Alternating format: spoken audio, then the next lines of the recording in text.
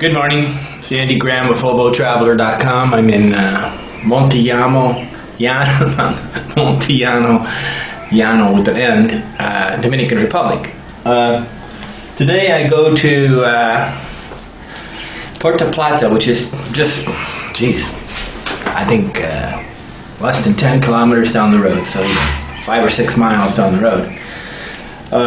It's a bigger city. It's one of the, I think I'm not sure if they have counties or districts or provinces or whatever, but it's the main county of this northern coast area. It's about 6 o'clock. So I've been packing yesterday and today, trying to get ready to leave. I'm trying to pare down all my stuff to a smaller load. When you live in a place, I was thinking the other day, I really do recommend that everybody live. I really don't recommend travel in a sense. I recommend hopping. I want you to hop from place to place, live in each place for a minimum of 2 months and sort of a maximum of 3 months. I think if you really want to see the world, this is the way to do it. I think then you could actually live in one place. Like I could live in Sosua, then make trips to all these places as a tourist. And that keeps people from getting crazy. Okay, because truthfully, anybody that travels all the time has a mixture of selfishness and craziness, and everything revolves around them. It's a me, too much. Well, if you have relationships, it's better. Well, I've been here for 2 or 3 months, and I'm trying to, I'm going to move to Puerto Plata for a couple days, and then I'm going to do kind of a roundabout trip where I go to Luperón, which is I think it's a sailboat. They call it a hurricane. I don't know. It's a hurricane. There's these hurricane ports where people go hide just in case a hurricane comes. I wouldn't think this is very safe because it's right on the edge of the coast in a way, but maybe it is. They have one. I was in Rio Dulce, which is quite a big one, which is down a river in Guatemala a couple years ago. Stayed a month there.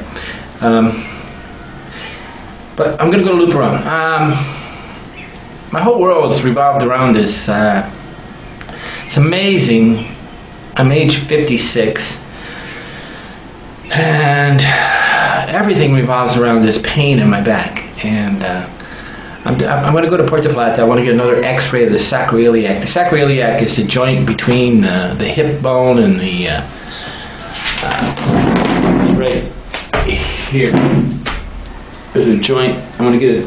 I had a lipoma thing, a little fat thing removed right from there when I was in Guatemala for about $50, but I'm going to get an x-ray. I hope it costs right around $10 of the bone area. Then I might get another one of my hip joint, because the one in Guatemala they couldn't put it on a digital thing, so I want to be able to make it so I can put it on my computer.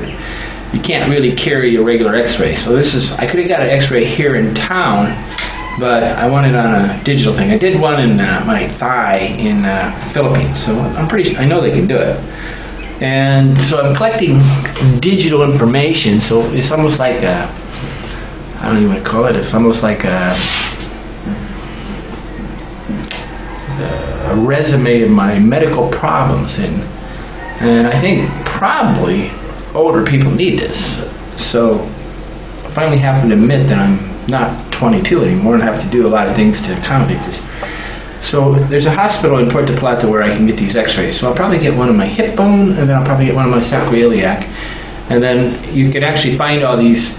They have an MRI already there, and I already have one of my thigh bone, which is where I broke it. I think it's on my backpainresearch.com. It's on that website. If you go to mybackpainresearch.com, you can actually see these x-rays. And basically, I'm always collecting data. It's because it's research. And I believe the way to solve problems is to look at it as a research, not as just a casual thing. So I really approach things in a research methodology.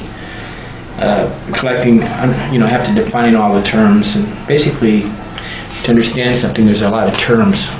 My back hurts a lot, and I have these kind of Dexatoma shots or whatever that'll make it stop for 2 or 3 days, but you can't take these for the rest of your life. And I really don't want to take 600 milligrams of ibuprofen 8 times a day or 4 times a day.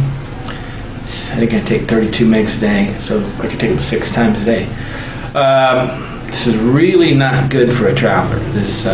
Because what happens is I have to sit, and truly, travel is about sitting, going from one place to another place.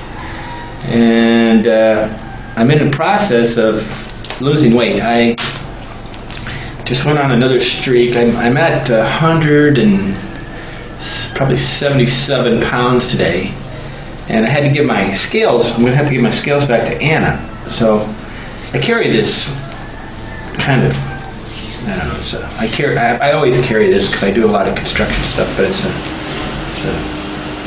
a tailor's thing, and I don't know how exactly I want to do this, but I'm weighing around the what I call the love handles area, which is kind of disgusting. I measure in at 42.5 inches today, which is, of course, it's smaller right below there, where at the waist. I don't know what that way measures at, but 42 inches. If I lose 8 inches, I would think my pants aren't going to fit. None of them. All fall off. So, but maybe I can't. There's a real difficult thing of monitoring your weight when you travel, because you can't carry scales, and really most of these countries don't have scales. I mean, you can go to the doctor, but it gets to be really complicated. And it's in kilos, and you got it back and forth. I do suppose that carrying one of these would be the best way to do it. For sure, the lightest. And I'm going to try to. I'm kind of wondering if there's such a thing as fat around the sciatic muscle. See, my sciatic nerve is the problem here. It's a nerve that goes from the lower back all the way to your foot, almost, and it goes down the left side of your leg. So I have a kind of like a herniated disc, which I think I've pretty well solved by doing these push-ups that pushes it back into place. But it's the nerve that comes out of I got these little things. It comes out of here, and it comes out of my back, and then it goes underneath maybe the piriformis. So I'm wondering if this this nerve that goes under this one muscle would feel better if I had another 10 pounds less weight. I haven't been down to 165 in, I don't know, 8 years or 10 years. And so if I get down to 165 pounds, maybe, or I don't know what inches. I mean, I suppose it'll be right around 60. I'm 32. I was 32 inches, so maybe 34 inches at the love handles. Now, that would be 32 to 30, probably 33 inches at the waist.